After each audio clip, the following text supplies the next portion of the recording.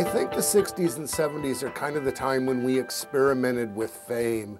And I think he ran this studio that was almost a lab for being famous. They talk about a lot of people. There's a lot of actors, a lot of artists, a lot of journalists who came out of there. And he created this culture of celebrity. He created a mystique. And he was one of the first ones to really do that and realize that you could do it on a much larger scale by branding people, which is something that's become commonplace today, but wasn't so common for people back then. It certainly was for cars and light bulbs and everything else.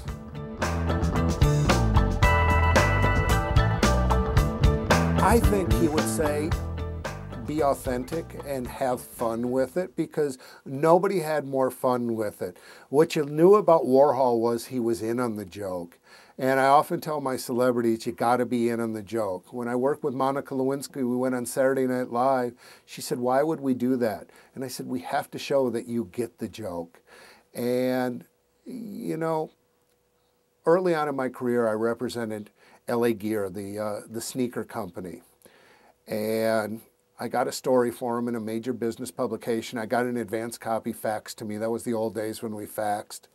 And I got this story, and it was a horrible story. The company eventually had big financial problems. It's this horrible story. And I had just started my company less than a year before, and I said, oh my God, this horrible story's out.